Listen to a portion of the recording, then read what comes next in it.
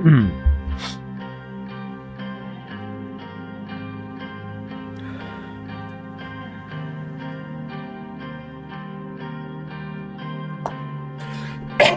right. Hello, everybody. I'm Conquering History Games, and welcome back to Part 75 of the Farewell Graduation Campaign. We're here in Hearts of Iron IV Kaiserreich today, Russian Socialist Federative Republic, with some suzerain music that's playing just a tiny bit too loud. More than a tiny bit.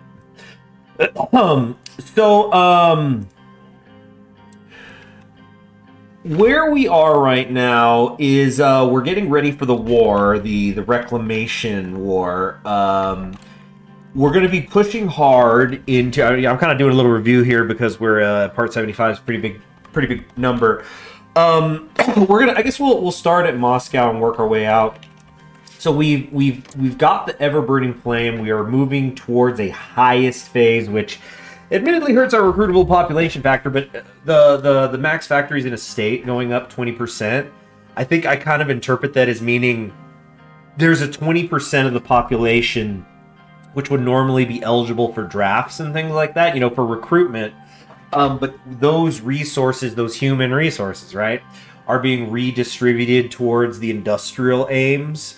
So it's kind of like how, if you, what is it, like the women in the workplace or whatever it is they call that decision in Vanilla Hearts of Iron 4, where you could bring you lower the stability of your country, but you increase the you get the 3% recruitable population back that you would normally have from total mobilization. So we've got that going. We've got tons of political power coming in. We're actually at over 3 a day now.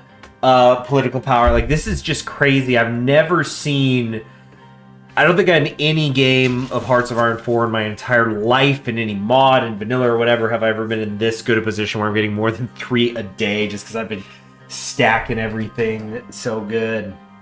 And look, even outside of our coalition, which is, going great. In fact, wait, I wanted to get a snip of this, actually. Because I was going to maybe post it in the community tab. And just, yeah, as Ellie Woods once said, it's hard to just get, are you not able to get 8 unity, have the communists, the Danists, and the socialist revolutionaries all at least 9, 2/3 of those being perfect? And oh, by the way, the Bolsheviks are at 8. And oh, by the way, the socialist Democrats, who, we're not even working with them. We don't even like them. We kicked them out. We said, you ain't nothing. We're trying to do some real work here. Even they kind of like us. Them and their 6% popularity. Yeah, we've got... so this is... let's take a look at the 1%ers of the Russian society of November 1939. And that would be the National Union of Solidarists. The authoritarian Democrat. This is the extreme right of the society that's left. The Young Guard and the paternal autocrats are long gone. But these ones say, the ideology of solidarism was first described by Georgy Gin's, an idea of a new conservative Russia, marrying Russia's Christian moral foundations to the necessities of modern economic systems. Gin's idea turns into a political movement in the hands of Mikhail Georgievsky and Viktor Baidalakov, largely finding support among the right disillusioned with democracy, but likewise opposed to the terror of the SCRS, instead seeking to build a more harmonious new Russia. Georgie's Gin. I feel like I should know that. Georgie's Gin. Of course, it's pulling up a bunch of gins. I like gin, but I'm looking for, I guess, maybe try Russian. Georgie's is a Slavic masculine name. Well, that's useful.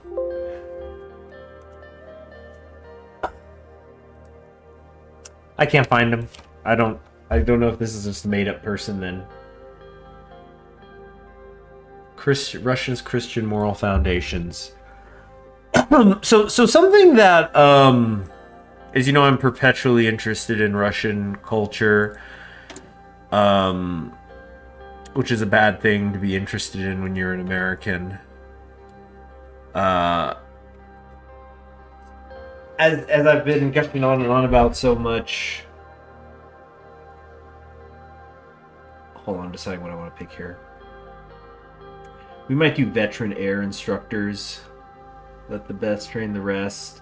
Yeah, he sounds like you do your certain amount of missions, go home. Anyway, so when I was watching all those Tarkovsky films like a month ago, Andrei Rublev was particularly fascinating, obviously for its historical things, but because of the glimpse into Russian Orthodox culture, which I wasn't really familiar with. Of course, you know, it's the eventual result of the schism between the Roman Catholic and the Greek Orthodox Church, where the Russian is also Orthodox Church. It's almost like a split of the split. Well, a second, I need to figure out where these military factories are going. Ugh, still a year away on the artillery. Infantry equipment is, the infantry equipment is how it always is. Armored support vehicles, I've really been lagging so hard on those, but it just doesn't seem like a priority. And it's nice buffs, but buffs I don't need right now. Like right now, I'm trying to make sure everybody's got bandages. Everybody doesn't have a rifle right now. I'm surely short on tanks. Okay, we're 42 army experience. Hello there, Ikarik. I'll talk about on the Andrei Rublev thing in a second. Let me just I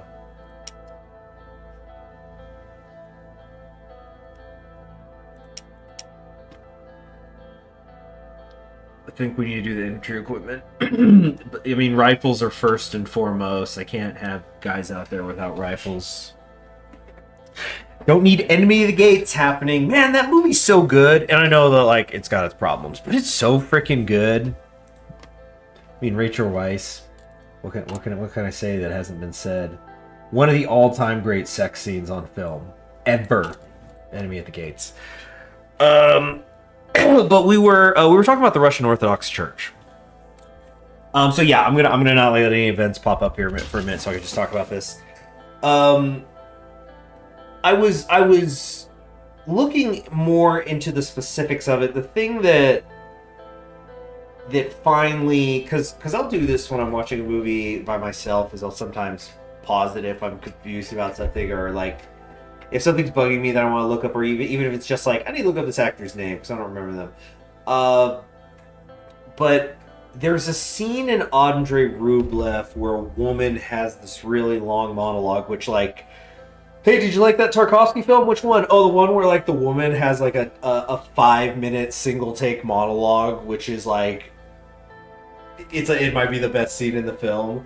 You gotta have to narrow it down from there. But it was this woman who clearly, I don't know how I would describe it. I mean, I guess she seemed to have some sort of mental disorder. But like, I'm not a doctor, I'm not a psychiatrist, I don't know what it was.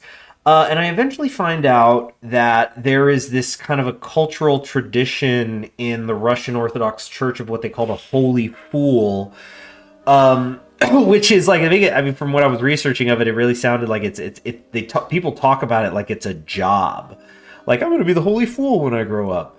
But it's like, God, Lord knows I hate to draw comparisons to Game of Thrones, but it seems the only way people will understand things.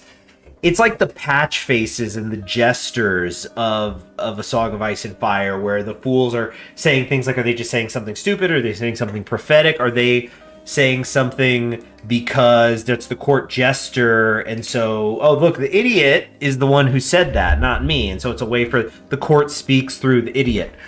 It's like just part of the culture. And but it's like, instead of like it being a royal court, it just seems to be like kind of generally in society there's this holy fool.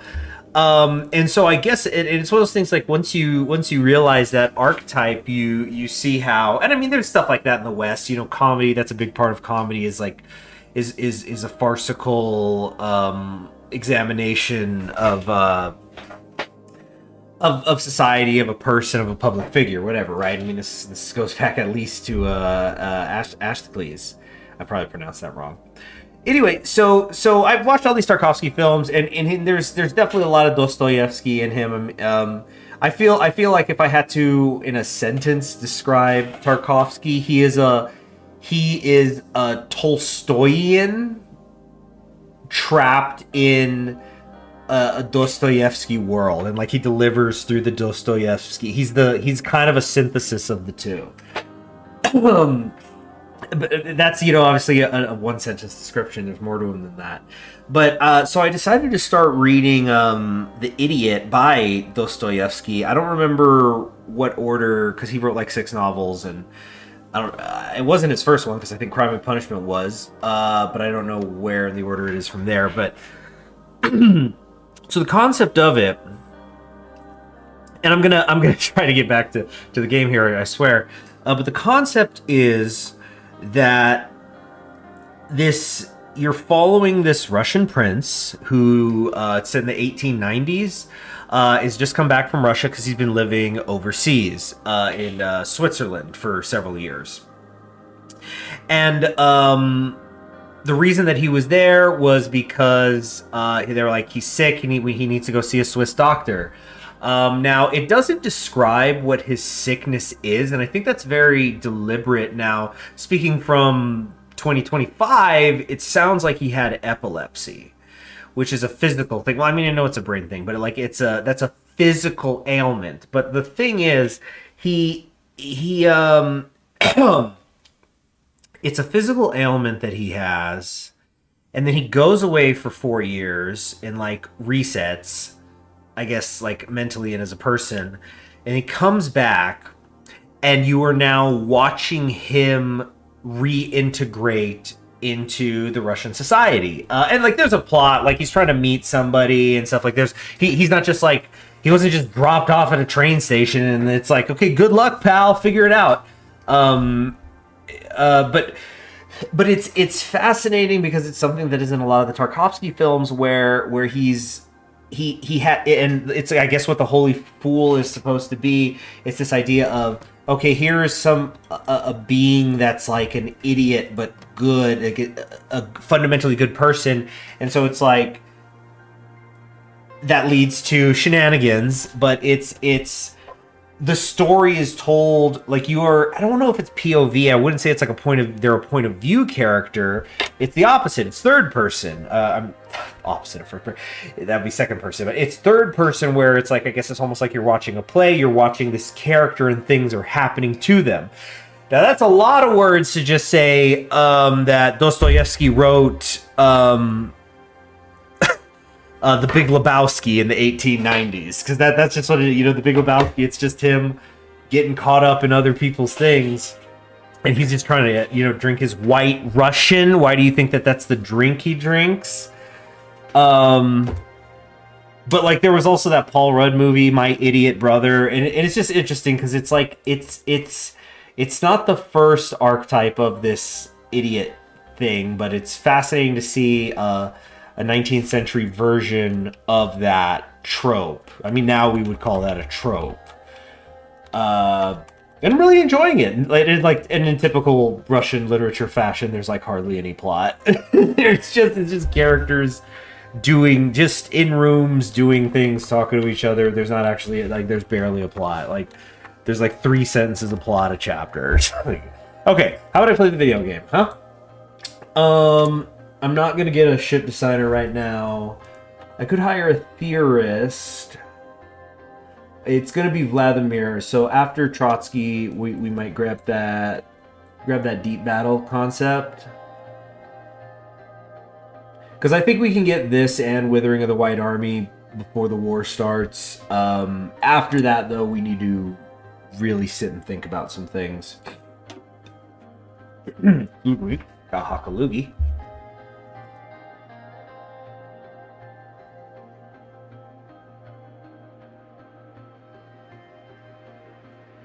All right.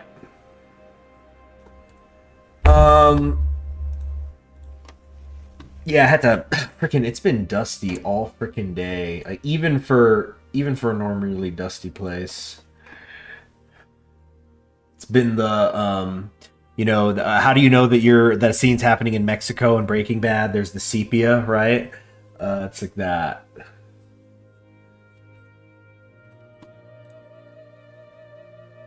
Low visibility, but I didn't hate it. Lewandowski here. I'm trying to think of who we need in terms of like because we can totally fill our military high command right now. Like, this guy's a theorist, not an advisor. I don't think we're gonna get any more. I don't think there's gonna be any more military advisors on this path. A theorist or high command. That's how I need to put it. High command. All right, technology supremacy. Ooh, artillery attack and defense buff. Leonid Govrov. Oh yes, armor buff, aircraft. Whoa. How do we get here again? Deep battle concept. No, oh, we gotta do the penal battalions. So we can never get this until the war begins. I like that.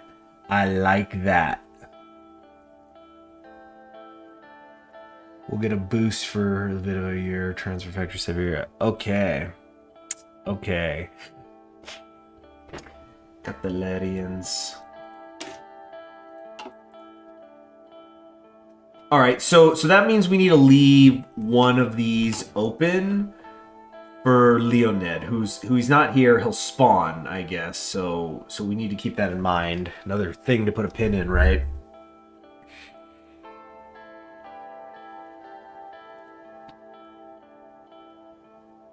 So then what do I want to spend this political power on? Man, it's like, why can't I hold all these gains? This will open us up to the Arctic War. Let's see, infrastructure available.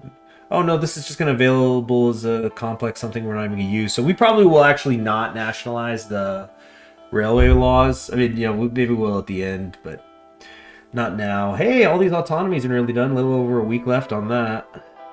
Radio propaganda. I don't think we necessarily need that. Not for 75. Dang, I might take this chance. Do we want to do an export focus to see what that's going to do to us? Like, I don't know. The research speed's pretty sweet. Yeah, we actually have too much political power. Let's send an attaché somewhere. Let's get army experience. We need to build these tanks up. Aha! The Socialist Republic of Iran. Perfect candidate. We still have that attaché in America too, but yeah, we're gonna definitely send this. 15% will go to us, and we get war support.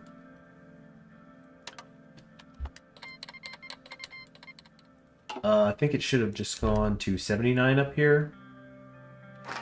Oh wow, you can't stack attachés. It's just one. That's probably smart. In free trade, yeah. Let's bring it in. I don't think anybody who's taking my oil. I mean, I don't want just anybody to be able to buy it. I better be able to buy it.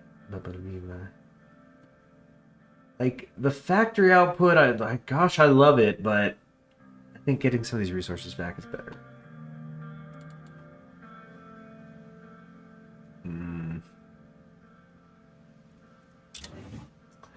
Okay.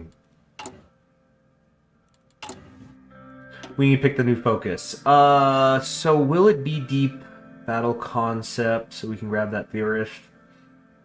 See, the sooner I get this guy, the sooner I get that air experience gain too, but dang, this could cost us 40,500 manpower.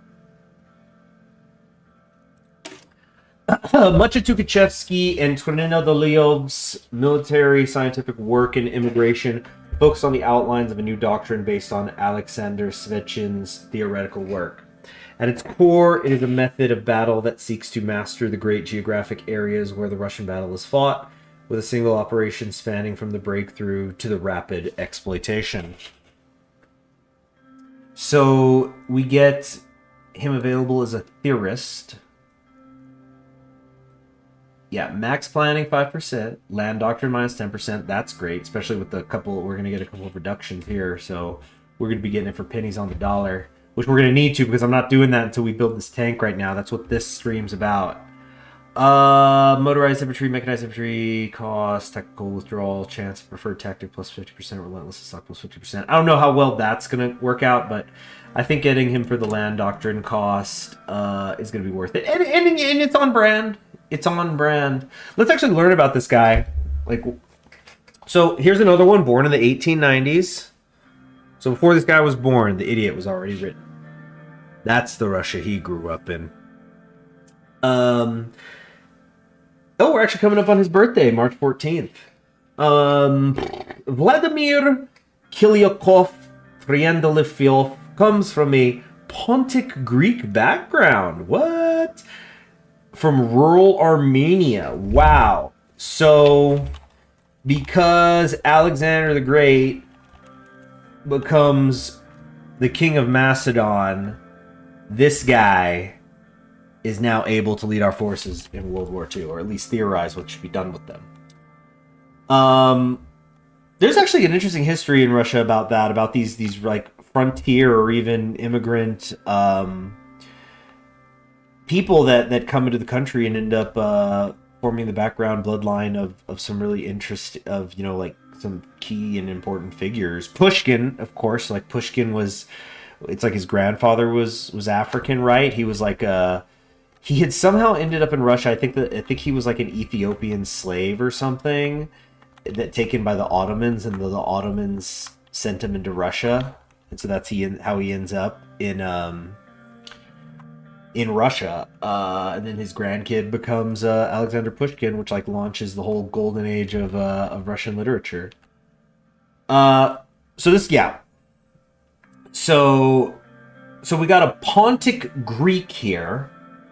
From rural Armenia. Oh, does that mean? I mean, if we win the war for Berlin, we're gonna have to give him a vacation home. We're gonna have he's gonna run Armenia. Thank you for getting us to Berlin. I'm sorry, we were supposed to be reading his thing. He was mobilized into the Russian army in 1915. So let's see. So he would have been 21. Came to serve in the 6th Finnish Rifle Regiment under Alexander Sevichin. By 1917, he had been promoted to stabs captain and was a popular, revolutionary-minded commander. He was elected to lead the 7th Army. Triandafilov joined the Red Army in the summer of 1918 and took part in many battles on the Ural and southwestern fronts until he was wounded and captured by White Cossacks in Degfeyevo in 1919. He narrowly escaped execution and was able to escape and rejoin the Red Army, ultimately leaving with them in the Archangel evacuation. Triandafilov completed his military studies in France and became part of the circle of military theorists around Svechin, Tukhachevsky, and Dorminik, all of whom contributed significant works in the nature of the modern war. I think I gave Dorminik there. Oh, I put an R that's not there. It's because the R's and the M's mess me up in this font. But I was Dornick. I think that I had like an Elvish pronunciation. I think Legolas says some word like that in one of the Lord of the Rings movies. So he was wounded and captured by White Cossacks. He escaped execution. Was able to escape. They said escape twice in here. Look at the sentence. It says he narrowly escaped execution and was able to escape and rejoin the Red Army. Maybe that says he escaped getting executed and then there was a separate escape, but that's really clunky. It probably should just say he narrowly escaped execution and rejoined the Red Army. You really don't need that middle part. Ultimately leaving with them in the Archangel evacuation. Triandafilov completed his military studies in France and became part of the circle of military theorists around Svechkin. Oh wait, we already read this part, sorry. 29 Characteristics of the Operations of the Modern Armies is perhaps his key publication, describing deep operations based on lessons of the Russian Civil War and rapid development of armored and air warfare during the past decades. So, he's a theorist guy. Very Lynn Montross, right? Speaking of which. Oops.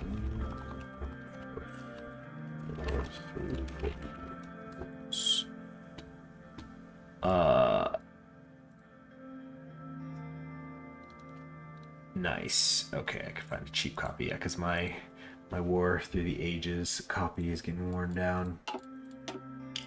Okay, deep battle concept then. I think that is in fact what we are going to do.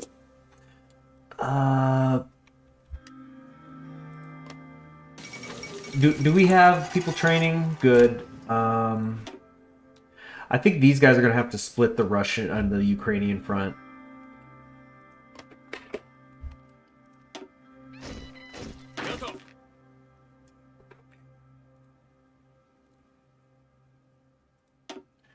$17, need a new field marshal. Who's our other one?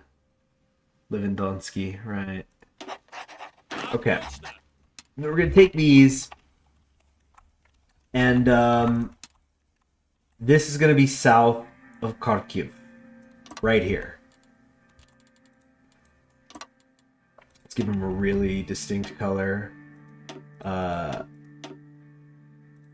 Yeah. There you go. Highlight that. And we're going to move these 3 divisions into there, but still have this order. Okay. Sebastopol.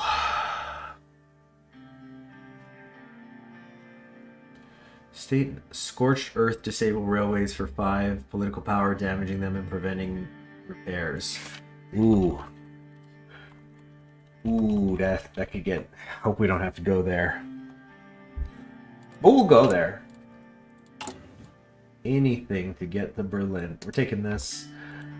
Okay, Sardinia just barely joined the Entente. I thought they were already on there. Yep. Oh, wow! Peaceful resolution. Social liberal. Whoa. Okay. So Italy is on the side of the Reichspakt because Austria is going to jump in. Wow. Of course, remember, Italy's always a liability, so it's a good thing we lost there, actually. I mean, some of the finest people I know are Italians. But, I was, so I used to watch the Godfather movie so much, and there's that part where the senator is, who Michael owns, like, the senator's gonna he's just a puppet for the mafia. But he's like, as a matter of fact, some of my finest friends are Italian Americans. They've given us, and then like he lists a bunch of yeah, improved radio. We need this. He lists a bunch of Italians, and it's basically Francis Ford Coppola's you're getting who he feels are the most important Italians. Perhaps this will give us an advantage. Yeah.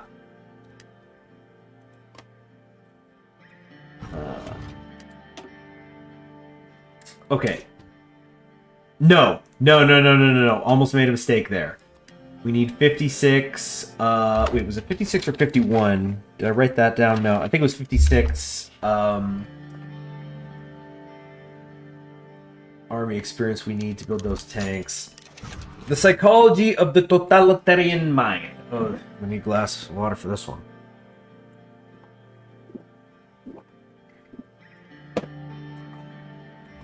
Excuse me. The Heidelberg-based Russian sociologist Sergei Stepanovich Chukhotin's magnum opus, The Psychology of the Totalitarian Mind, has been immediately lauded as a classic and a work that captures much of the zeitgeist of the 1930s, both in Russia and elsewhere. Talk about in a sentence. Hate how long Portugal? Yeah. Portugal, the Portugal she tells you not to worry about. Who fled the zeitgeist and elsewhere. Shakotin, who fled Russia in 1935 and has been an outspoken critic of totalitarianism in both Russia and Germany, has crafted a convincing narrative on the nature of these rabble-rousers of the modern age. So what is this supposed to be, like the Hannah Arendt equivalent? Chakhenhoten identifies the key support base for all of these movements, both Bolsheviks and Svobodniks, as inherently the same group of people. Those who... Okay, it's horseshoe theory. Yeah, he's basically saying Bolsheviks, Nazis, what's the difference? So yeah, it's the Hanardet thing. As inherently the same group of people who become Bolsheviks and Slobodniks. Those left behind by a rapidly modernizing society, and the rural poor who work in odd jobs, drifting from one place to another, never with proper foundation or identity. These groups are created by social inequality, and they breed bitterness, contempt, and fuel for political unrest should demagogues like Lenin, Savinkov, Schleicher, or Long offer them simple, strong leaders to follow.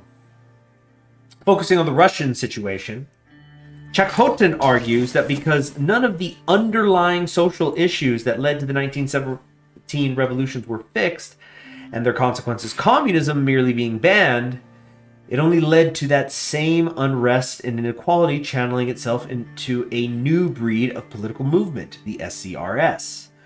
Furthermore, these movements are never genuinely interested, able, or willing to actually solve the social issues that fuel them.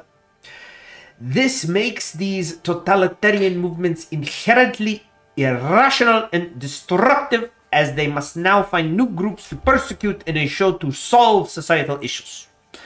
This only leads to mass repression, Chekism, Savinkov's purchase, and so on. That has no logical end, as it is not founded on any logical premise. Chakotkin's work has received much attention from anti-totalitarian politicians and was widely thanked as a theoretical framework for a proper explanation for the rise of these totalist groups. Yeah, Nazbol, Nasdaq, what's the difference, comrade? Exactly. So people need to know! Yeah, so, okay, one more army experience is needed. Boom. Okay. It is December 21st. The factory workers gather around, or like, you know, the R&D department of the tank factory gathers around to show, you know, the elected head of the factory what they hath wrought.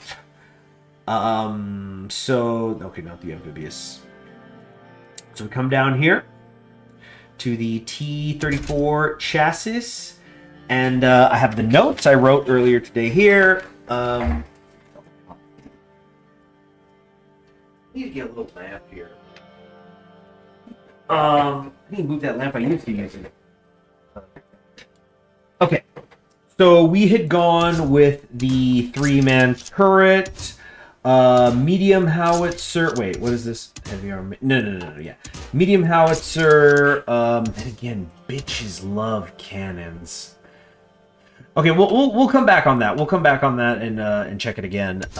We wanted special module. I wanted a wet ammo storage. Yeah, water jackets on the ammunition racks. The crew's gonna not complain about that.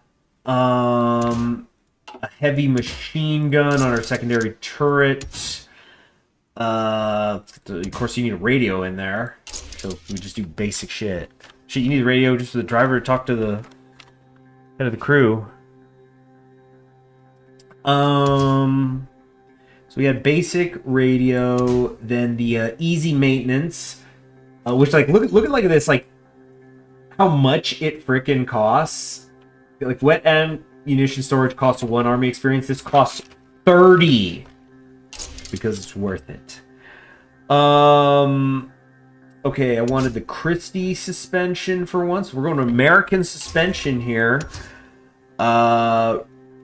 Riveted armor. I mean, I don't think I wanted to... Did I want welded armor, actually? Get a little chromium? I mean, we have chromium. 12 is still a good price. Dang, did I forget to actually change what I was going to do with the armor? Cast armor. Defense 4. Yeah, welded armor is just better. Well, this... Oh, this gets... Ooh, 2% hardness. Wow. Let's actually maybe switch that slightly. Okay, and it was going to be the gasoline engine. Okay, as you can see, we still have way too much reliability, but we're going to jack up the engine 14, I think it was. Look at that. Look Look at hardness, 93.5. I add armor. No, it actually doesn't do anything directly to the hardness, I guess. Armor and hardness is like slightly different. I forget exactly what it is sometimes. There's just so many freaking mechanics in this game. So let's compare real quick though. If we this is what it would look like if we had the medium howitzer. If we switch to the medium cannon, soft attack's gonna go down, reliability's gonna get better, we're gonna be a little bit faster. Hard attack goes up much more. Neither infantry nor anti-tank. I just don't think it's worth it.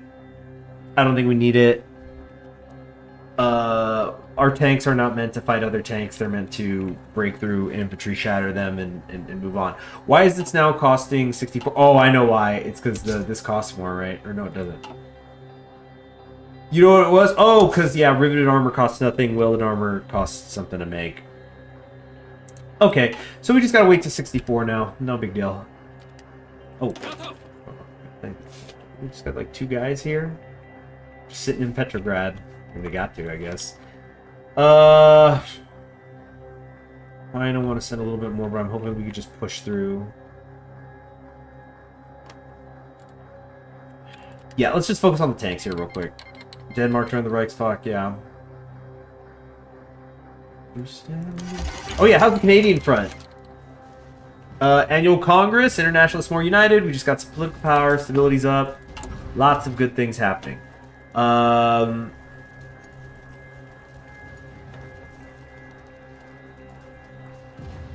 Who do I wanna hire? Leave one open. Might do the infantry actually.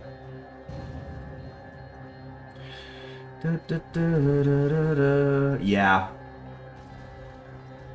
Yeah, got off. Supply consumption minus 4% is nice though. We'll do that. We'll do that. It's time to get it. Yeah, let's get off free trade. We gotta bring some of this back home.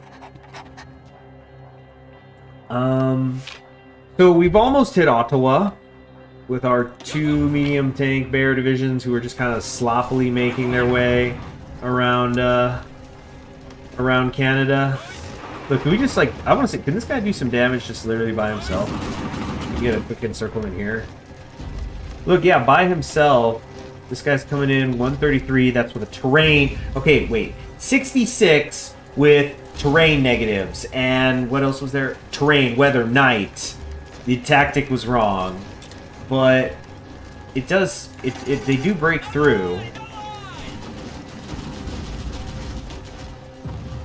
There's 2 divisions there, too, and we're piercing them. See, we're trying to encircle these 2. Yep, and then, because we had good follow-through, we're eating them up there. Very nice.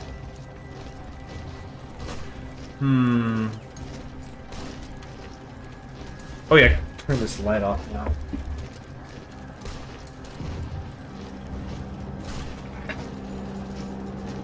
Okay. I don't think it's nuke research time. And yet, here I look at it. I would like to do the project.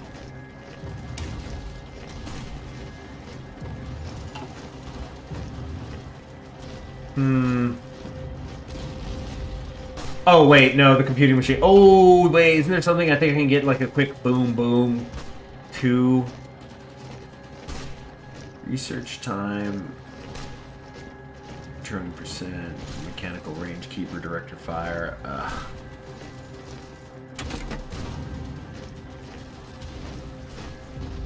Oh yeah, we could start upgrading our fighters.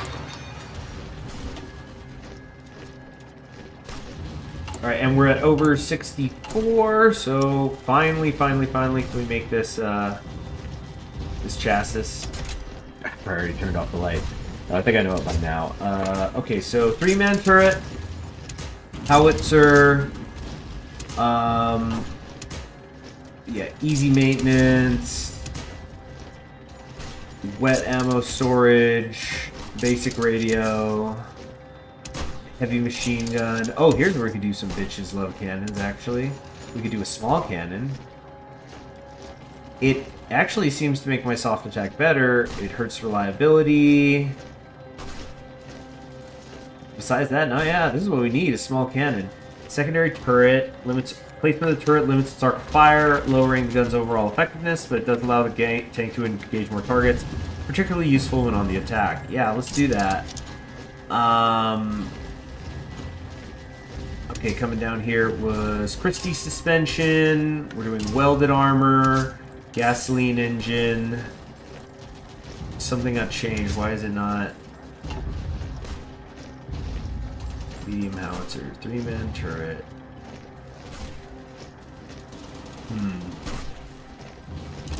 Oh yeah, jack up the engine. 87 reliability. We have maintenance companies. We could definitely live with that. 10.9 kilometers an hour. How many types of tanks are we building? We're gonna definitely have like this main thing here. I need to think about flame tanks. I think we need to make sure we've got enough of the tanks that we have already before we think about flame tanks.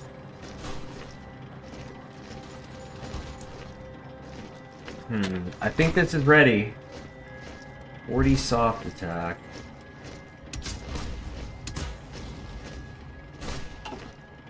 Yeah. Yeah, here we go. The workers tank.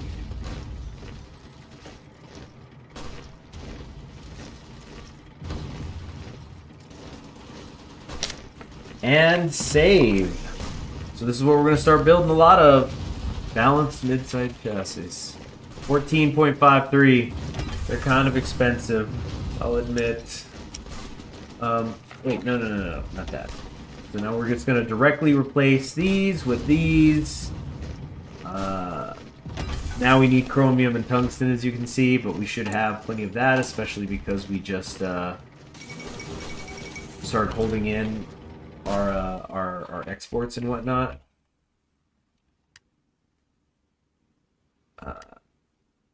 Yeah, we're not short on anything but rubber. Where is the music? There we go. How long's that been gone? Okay, so then the next army experience will go to us starting to do land doctrine stuff so we can get those blitz and breakthrough and whatnot. Yep. Fall of Detroit. Dang, it fell from the west. And look at that, we got ourselves an encirclement. This looks like we know what we're frickin' doing out here or something.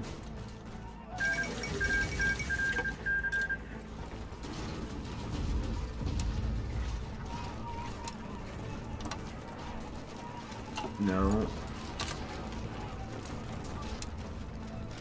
Come on, get over here, get over here. Yeah, there's no stopping the Pacific States. They just hit that point of an avalanche. It's just a matter of time. I mean, like, CSA is, oh, that's cool. They can close up Florida, but I think it's just too little too late at this point. Oh, yeah. The Pacific States by themselves have about the same factory count. They ain't worried about their recruitable population at all. Look how much they still have. At least 500,000 in reserve, so... That is that. This is gonna be a tough one with no CSA to help. Yeah, 30 states, I was thinking that too.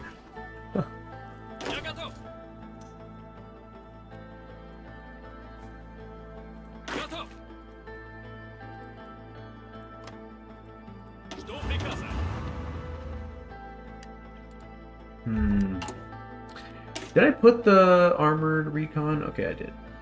Wanted to make sure of that.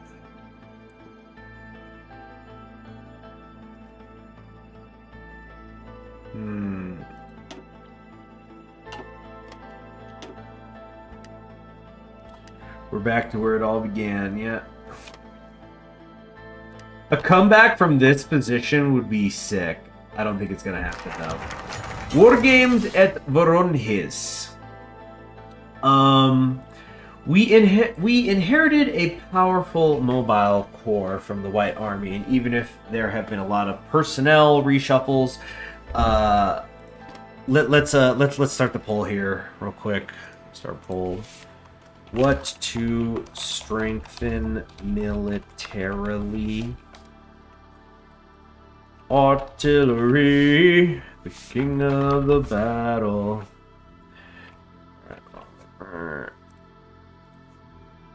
Infantry. Oops. Okay, the poll's open now. I'll read this. We inherit.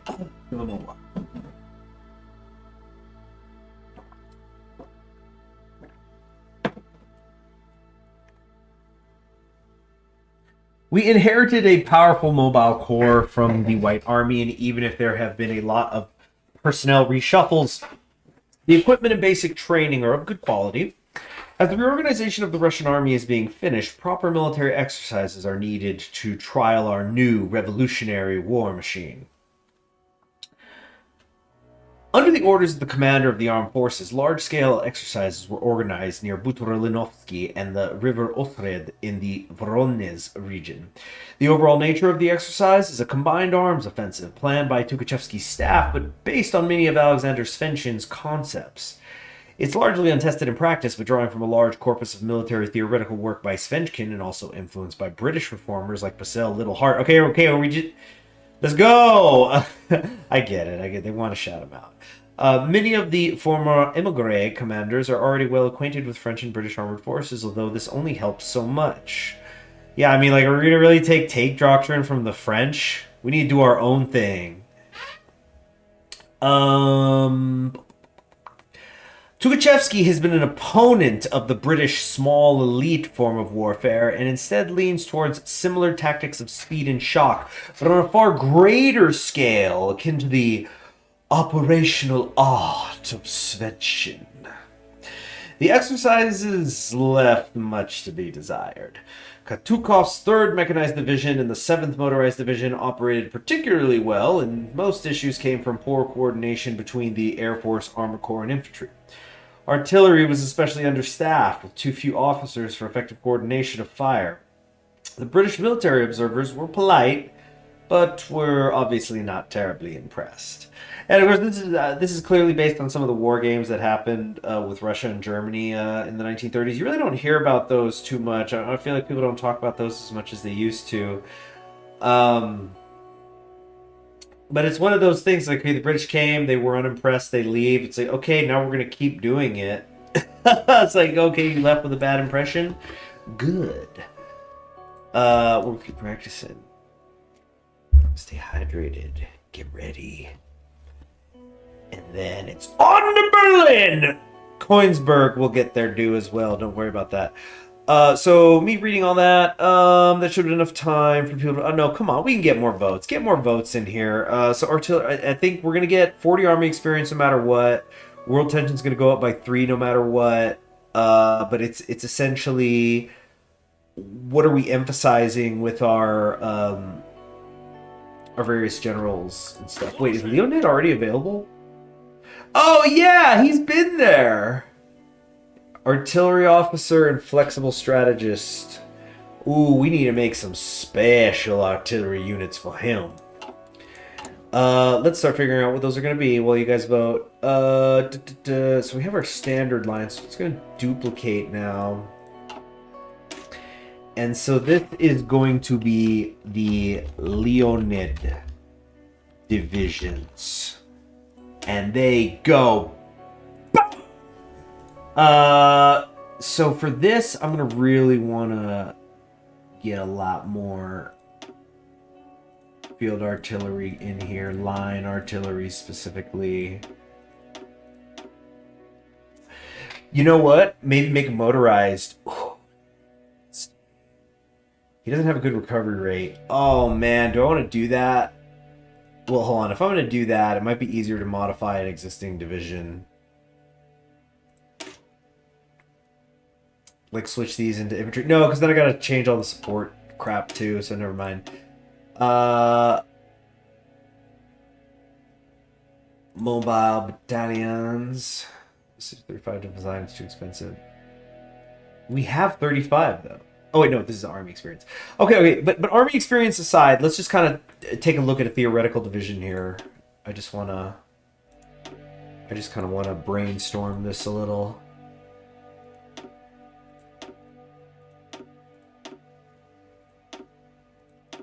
Yeah, hold on a sec. We need the motorized artillery. Remove that. Oh, because the artillery has like a different count. I could do a 50-50. 24. I feel like that's not good though. I mean, combat width isn't everything anymore. There's more to it than that these days. Do a 28. No, artillery than that. I want an obscene amount of artillery.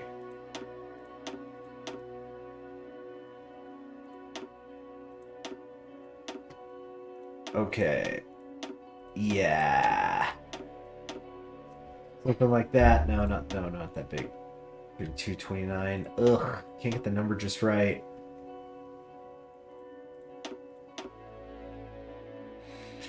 Uh, 26.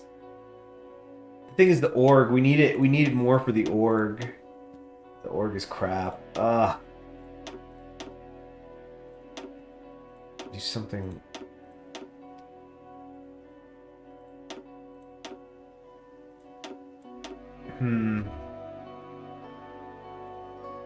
That's so expensive. You know what? This won't be for a little bit anyway. We don't need to worry about that. Okay, that should be have been quite enough time for you guys to vote. Nobody wanted armor. I think that's actually a good call. We've got bonuses we're getting elsewhere, so we don't really need this right now. But we're going to go with artillery then. Support artillery and rocketry technology. And Leonid now is going to get a bit extra.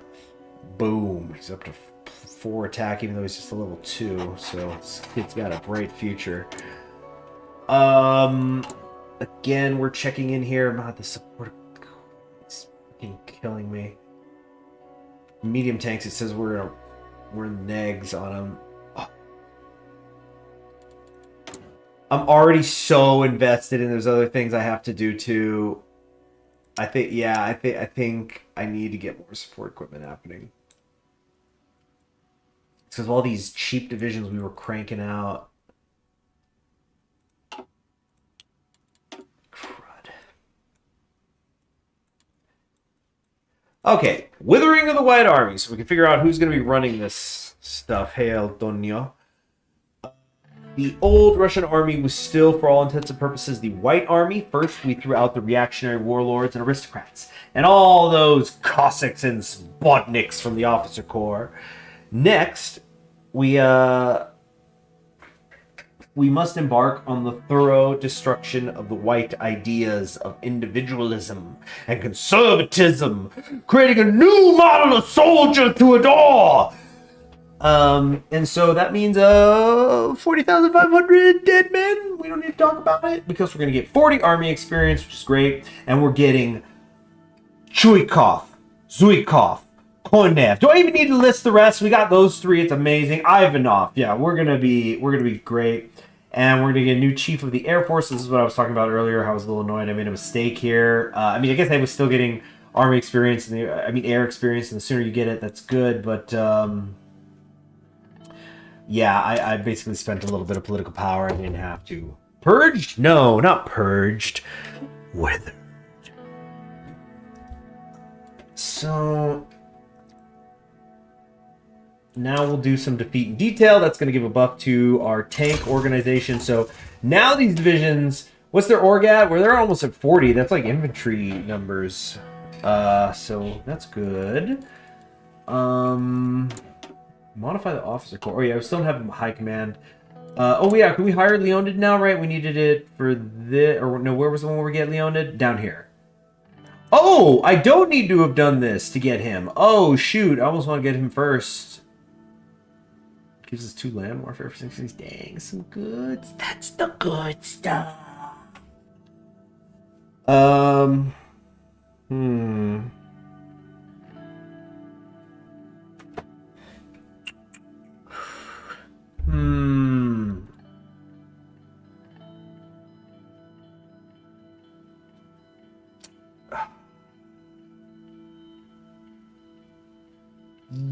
Yeah, withering of the Red Army. Let's still do this. We need to get our generals assigned. Look at all these gaps. I'm surprised nobody's been complaining about that. I guess because they know, well, the war has started, so it doesn't matter. But we need to figure out who's who, who's going where. I mean, like, Levin-Donsky's cool and all, but like, if we can get Zukov as a field marshal, it's a lot cooler. I didn't realize that this guy wasn't at 20. Also, I think I forgot to... Yep, I sure did. I have not actually shortened this front line. So we're getting you to there. And now I'm feeling really good. I'm seeing inferior enemy. Not the worst possible, you know, on the road to Minsk, but not great for them, meaning they're not great. It's anything can happen, it would seem, in terms of the Ukraine situation. Have I decrypted? No, I still haven't decrypted Ukraine's thing. I just don't feel like this is the best use. I never have felt it's the best use to my stuff here. Okay, we got some close air support. Let's move on over here. 300 close air support flying over Ukraine, day 1. Great, and we just got the hardness buff on the motorized stuff, so we're 56% hardness. Real cool, real good.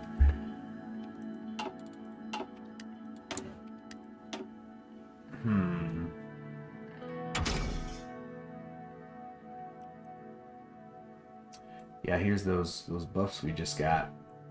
A lot more soft attack. Like a year early is pretty sweet. And if we can come down there. Did I already put the anti-air guns in here? Or okay, good. Good. 31 piercing. That ought to be enough. That should be enough. And what are my guys at? Not much right now. They'll be better later.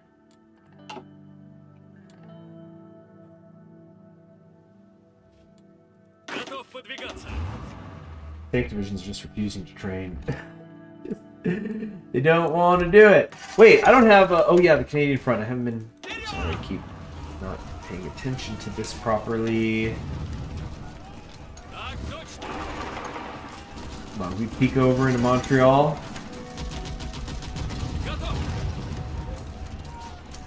Come on, come on.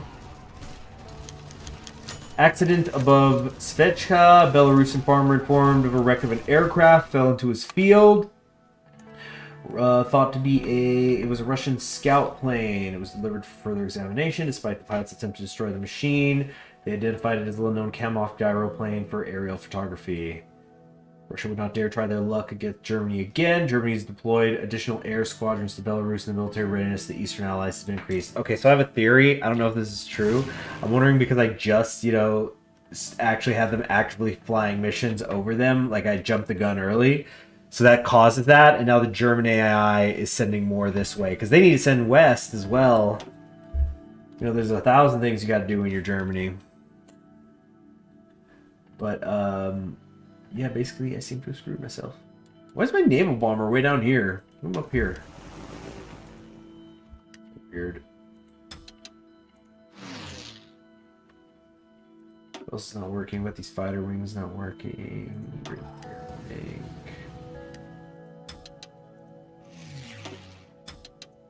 Yeah. Looking good, Hollywood. Cool. We got some these all ready to go. Wait, no. Training. Our Air Force is really starting to shape up, I think. How do I check that 6,300 in the air? Or wait, where do I specifically check my air doctrine? I forget. Or my Air Force. Like how many? Here we go. Let's see, 100 buffs. But where's my number?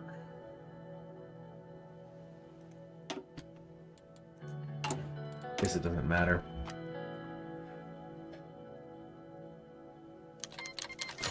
against the anti-socialist intelligentsia.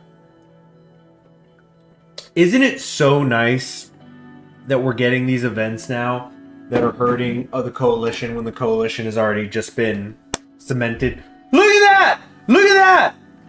All 10s and a 9 on the United. Forget the old snip. I need to snip this.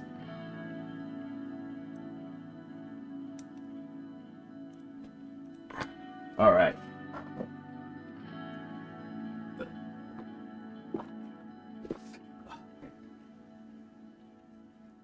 The role of the intelligence. Oh, you guys have heard this before. Yeah, you've heard this one before. I'll just get the poll set up. All right. Question of anti-social nerds. Okay, what is going on? My caps lock on? The terror. Reactions, not violence. Leave them kids alone. All right, poll is open now. So if we do the terror, I'm not even gonna look at the relations thing. It's fine. So we can do purge universities, which hurts us for a year in terms of our research, but we're gonna get a bunch of stability in return. Syndicalism's popularity will always also go up. Restrictions. I meant to say okay. Cost political power, but we get stability. Oh no, the Social Democrats won't like it. Or we can say we would never, in which case the Communists and the Bolsheviks, which in this timeline have separated. It's a whole thing. I was actually flipping through Symphony of the Dead the other day, and man, I always really liked that thing. In fact, you know what? Let me go grab that. I'm gonna go grab that. Some part about communists versus Bolsheviks, right?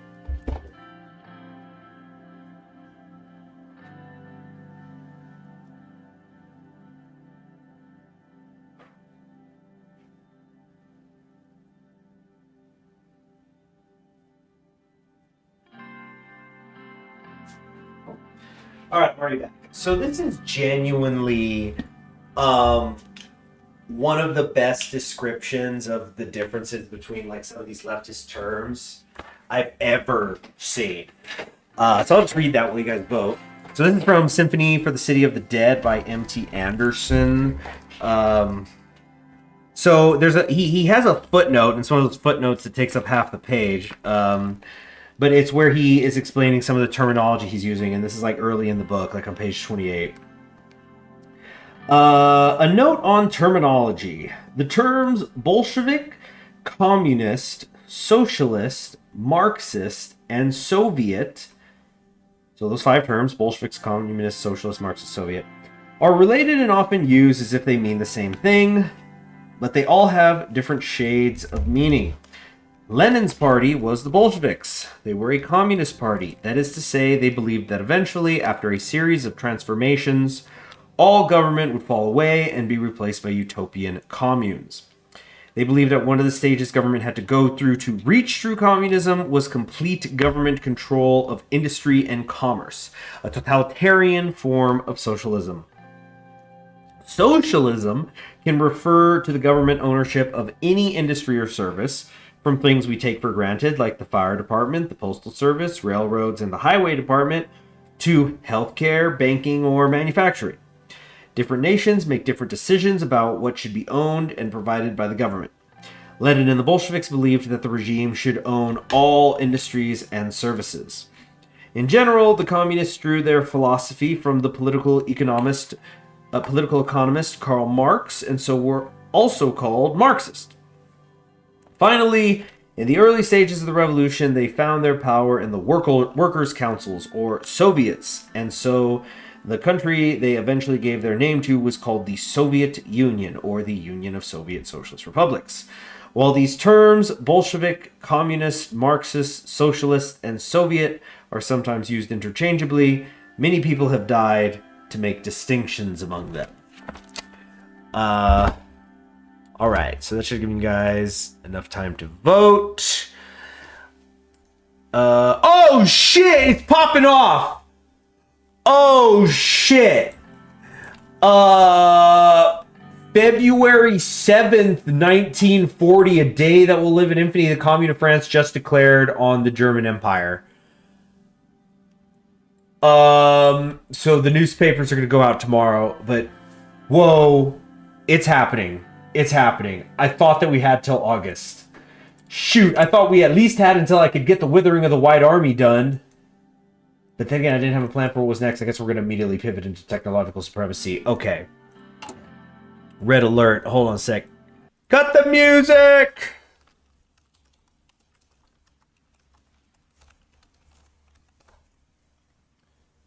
Here we go. Oh, yeah, please. Here we go.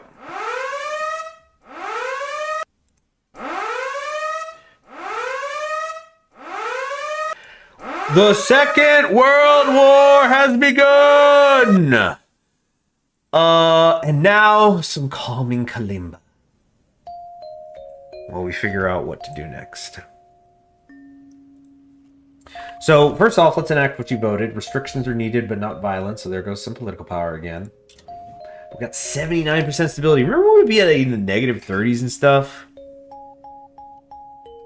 But we got through it. Through planning and intelligence. You know, in fact... Okay, so this kalimba music is apparently 25 minutes long.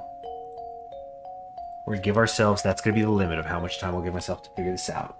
Okay? So... do the save file.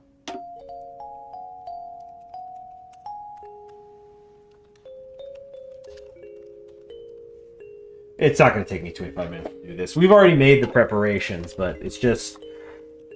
Let's keep a cool head. Keep a cool head and see what is really going on here. We've got Leonette on the Finnish front. Let's see how artillery does in the snow. I think we need to tell everybody to stop training. If you're not ready, too bad. Well, we haven't even got the newspaper. Technically, I guess we don't even know, but... We've got units so all over the place. These guys, I'm not seeing inferior enemy. I don't think we have like any information on them, any sort of military intelligence. How many days on this? 20 days. I think we're gonna get an option about when we can join. We're gonna hold that off as long as we possibly can, is what I'm thinking. I mean, not as long as we possibly can, but I just need to at least wait 20 days. Think of it as the mobilization pyramid. Start canceling leave. And the boys will soon be back home. Can they push into Ottawa? Just for the fun of it. Into urban area. The terrain is giving us a minus 47 right now. Milton Wolfe is running things. Shock. Russians under Milton Wolfe. There it is. War in Western Europe. For 2 decades, the most calming intro into the World War you'll ever hear. For 2 decades, Germany and the Third International have been at peace. Despite their ideological opposition to each other, the horrors of the Great War weighed on all, and neither side was prepared to repeat them. Not everyone was convinced that this would last. Today, the skeptics were proven right. After years of rising revanchism and military expansion, the French government in Paris officially declared that it was no longer bound by the Treaty of Versailles and has proclaimed a revolutionary war to reclaim its lost territory and liberate the German proletariat, with Berlin denouncing France as a rogue state in response.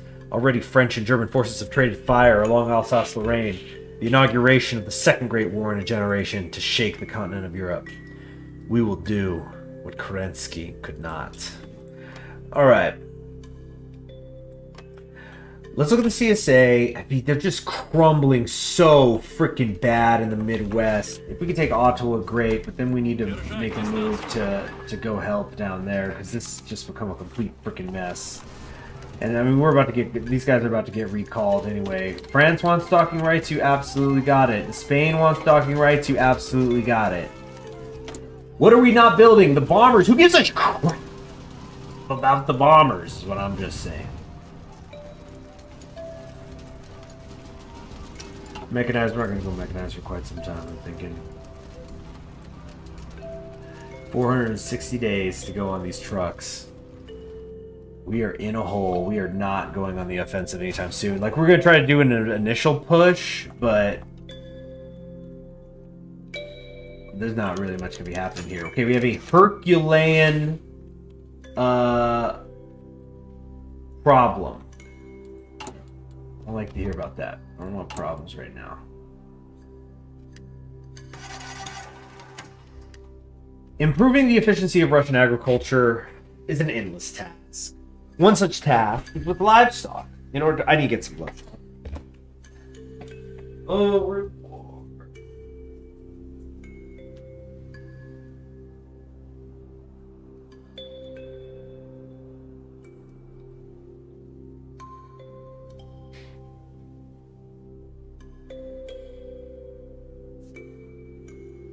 Incidentally, there's a really big part of me that just wants to end the stream right now because the war is starting, but I'm going to try, I think I'm going to give it another 15.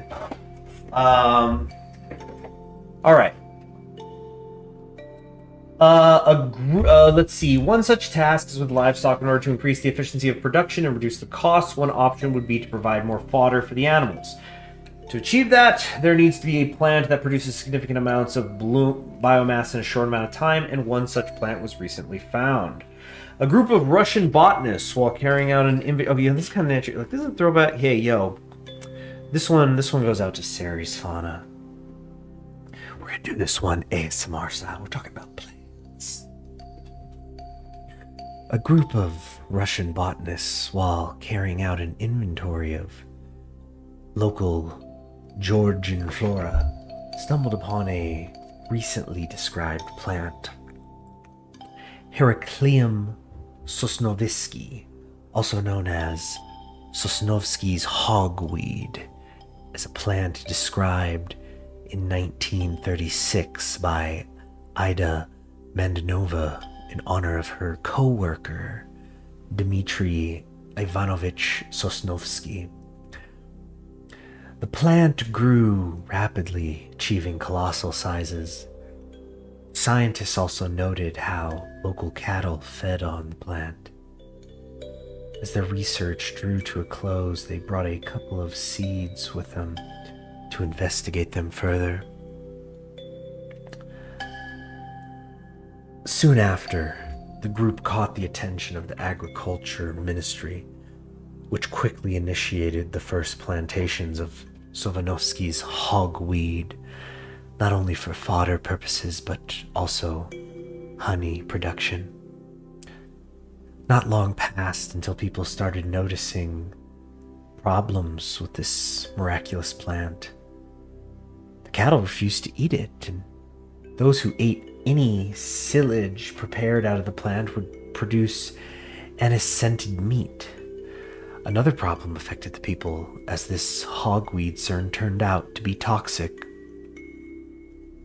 All plantation workers who walked next to the plant would get painful burns. As the embarrassed ministry decided to abandon the plantations, the last problem arose. Sosnovsky's hogweed started spreading rapidly from where it was introduced, and soon it was noted to be present in all surrounding areas. Anyone who tried removing it by cutting it down would soon fail, as the plant would grow instantly. Many locals started complaining about this plant to the ministry. However, the damage was already done, and there was no way to remove it. Aside from the Poles, this plant might be the first one to conquer Russia. So nature makes its move in this war. They did it on Valentine's Day! What did Mother Nature mean by it? Alright. Check out the in front. I feel like if we took... Oh, no, we don't get it. There's no notification for when you take Ottawa? Even in alt history, the hogweed is inevitable. So there's when was this? A couple of years ago, I was I had been reading and doing some research into like that Great Migration, that internal Great Migration that happened like kind of post Reconstruction, 1920s, kind of just the 60s. It's kind of like it's got a shifting beginning and end point. But something that was brought up in the book, and then I looked up, I wanted to like follow up on it, was this idea that the bollweed, the wool, what is it called? The boll weevil of Alabama was maybe partially responsible for the Great Migration, for the destruction that it did to cotton. So, you know, that meant people couldn't work in the fields because everything was going out of business and getting worse. And so that leads to them migrating north. So that's what the hogweed would be for Russia, I guess, or something. You know, we took Ottawa for the kicks. We need to stop this frickin' bleeding over here. Oh, Cleveland! Look at what they've done to Cleveland! You animals! What's the fucking... Oh, what's the song? The guy who went, "You got a friend in me." He's got the one about the river on fire because the pollutants were flammable. Fire under... What was it? Water in the... Fire in the water. Why? I don't know. It sounded like I said a water tower there. Okay. Kind of want to get some refineries going. Didn't I start researching that ages ago? 65 days to go. My goodness. Gotta keep finding places we can build more factories.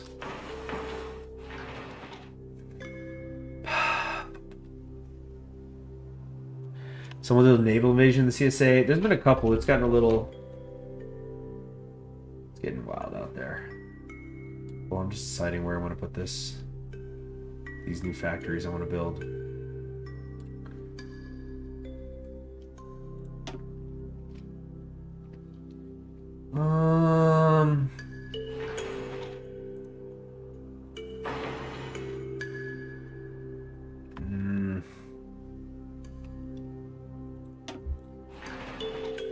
Okay, that ought to be plenty queued up for a bit. 219. Yes, Union of Britain, you can come into my ports. Oh, gotta make the Navy do stuff now.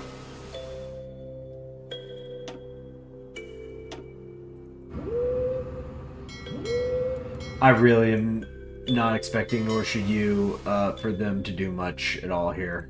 Yeah, just keep that in mind. This is gonna kill me on the convoys. Oh, that's why I'm glad I'm off free trade, actually. Yeah. Let's go limited exports, maybe? No, we're fine here.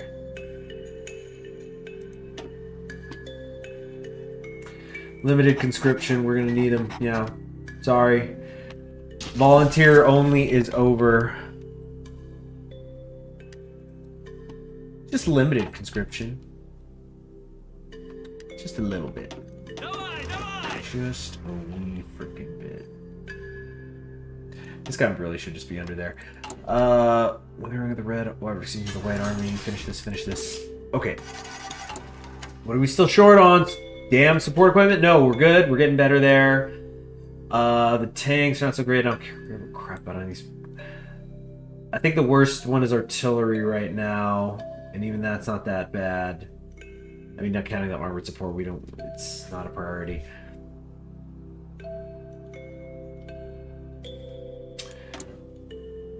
Trucks are needed for supply too, that's the thing. But we've placed a lot of faith in our tanks, and we must continue to do so. War will be over by May. Yeah, we'll have the May Day parade in Berlin. It looks like very quickly, incidentally, the Commune of France and the Batavian Commune, they now have a common land border here, barely. The early days of the war is so crucial. I mean, Austria's still not in here. A lot still needs to happen. Okay, finally Withering of the White Army is done. Okay, first things first. We got down here, Harsh Leader, Armor Leader. No. Wait, 3. He's got the +5. Who's my current take commander?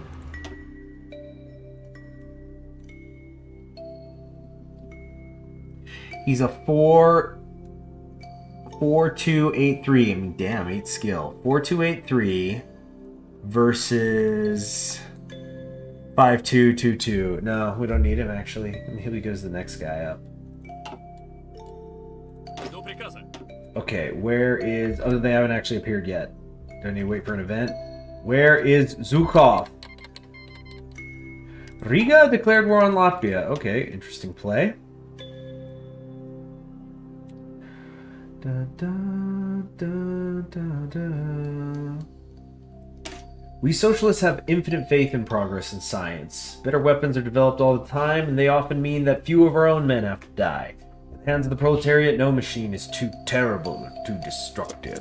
Have you prepared for the uprisings? I think so. Well, first off, the stuff in the Caucasus, that seems to be a non-issue. We got the Essers in big time. I have not sent any divisions east, if that's what you mean, but I think I also invested quite a bit in reducing the effectiveness of it. It's one of those things, like, if it happens, okay, fine.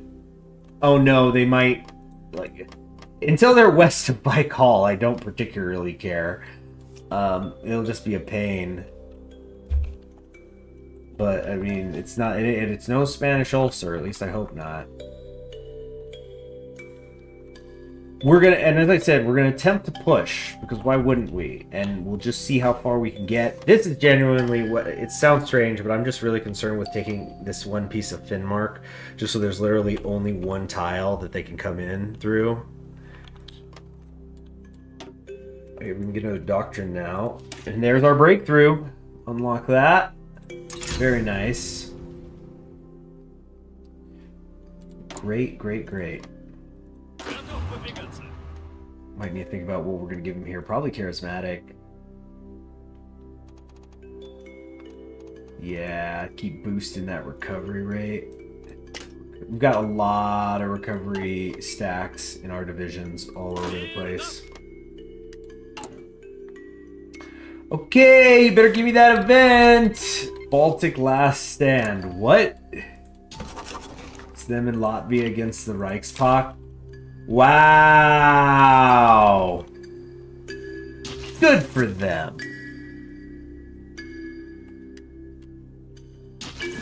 So, doesn't that mean I don't have to have these divisions here now? Because, let me tell you, if I could move these up here, that sure would be swell. Let's say that is what's going to happen. I don't know, but let's say that that is. Let's come up here and start to get a little risky. Yeah, so didn't think the Social Democrats had it in them. I want to do a hard push into... Wait! Norway is socialist! That's right! They've been doing this whole time as if they're freaking... How did nobody notice that and call me out? I've been doing that whole time like they were going to attack me, but I'm worried about Sweden, which we don't even border.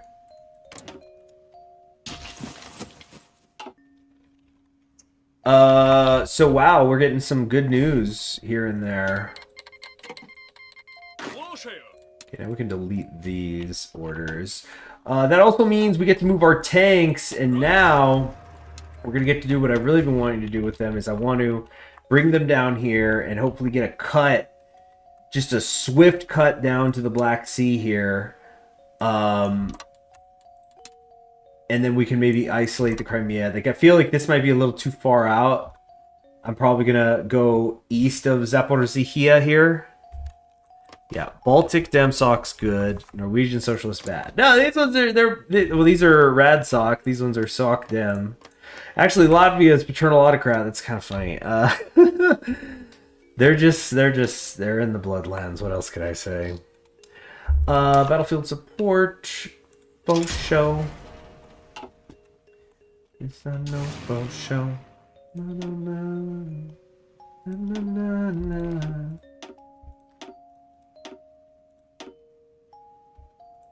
Okay. Script change, both good, always have been. Yes, yes. Yeah, dang. Think of all the arguments that the divisions up here, like the men and the units, just that whenever they're eating, are arguing and BSing about. Just like, why are we up here? Aren't we on the Norwegian side?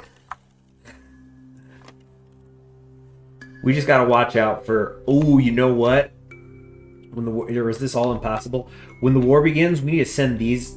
I mean, not really, but we could maybe try to get a little silly, try to bring some people over here, attack Finland from the other side.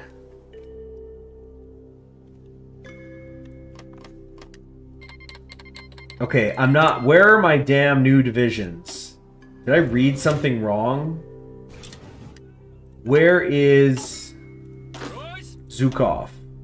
Is he a general? Did they do that? Is that what's going on? Yep, that was exactly what was going on.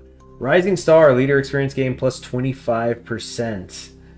Removed when reaching skill level 3. Well, at least they'll reach it quick. He's just a 2? I remember him being better. Well, we have Triand Filov. Our Cav guy. Let's promote him. Let's promote this guy.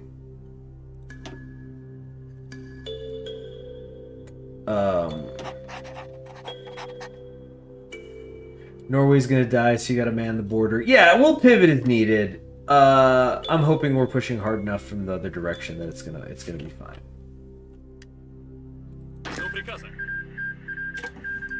Okay, and where are we on the recruit and deploy? We'll have these being made.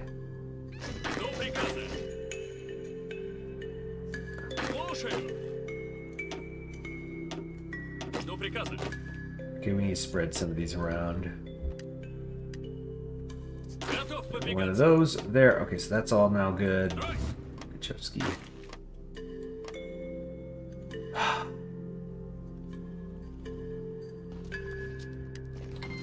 We have these divisions. Where do I want to pivot them to?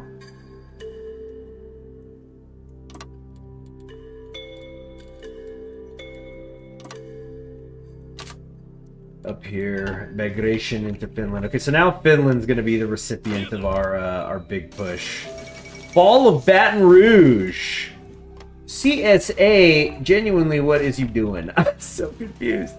Where's my guys? These guys are over here. They need to be down here. Hurry up, hurry up, hurry up, hurry up, hurry up, hurry up, hurry up. French exiles intervene in the Weltkrieg. The Entente really doesn't give up. I mean, we saw that coming. Jeez, this is looking hideous.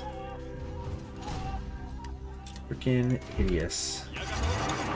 Alright, let's see if we can isolate this guy in Buffalo. He maybe is making a mistake. Oh, I think he is. I think he is. What are these decisions? Hey, give me the Arctic ore and some tungsten mining. The 3 political power. Okay, push, push, push, push, push right here. I don't know if this, like, I don't think this area connects, really. But... Force attack you. Let's get Konev out here. Get to work. Let's get you cutting your teeth. Oh, the Batavian commune just capitulated. That's bad news. What? They're hardly been touched at all. What happened? Is this a collaborationist government? That must have been an event or something. I don't know what that's about, but that's not tracking with me. Shoot, Riga's pushing them out. Okay, so after I take this, where do I get the thing that's gonna let me intervene? Eastern Vanguard. The war to end all wars. Oh, I can't get in till after August. I don't have a choice. Actually, no, I do. We could do... Excuse my language. Dang it. Oh, it's 9. Yeah, I gotta go, guys. Okay, so next time, the Second World War. Big moment, obviously. We're hoping... Okay, that's gonna be a problem if we can't get in until August. We might not be able to until August anyway, because I'm already taking the technological superiority, but then this is gonna take 35, a little over 3 months, so it's gonna be like July 1940 we're gonna get in. So we essentially have until July to pick up on all of our deficiencies in equipment. Infantry equipment, we're going to do it. Artillery, it does not look like we're going to get it done. Nor with the trucks. Definitely not with the armored support companies. Definitely not with support. Definitely not with medium tanks. We're just so far behind on so many things. And we're trying to help the CSA, but this is going on. Hopefully the Entente is going to get distracted. But I think the Pacific States, because I don't think the CSA is going to get to Houston.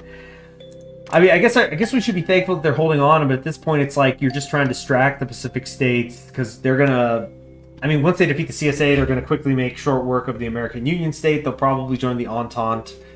I mean, at this point, we almost want them to join the co-prosperity sphere, right? Socialist Iran doing great. I should have been sending volunteers. I'm kind of regretting that right now.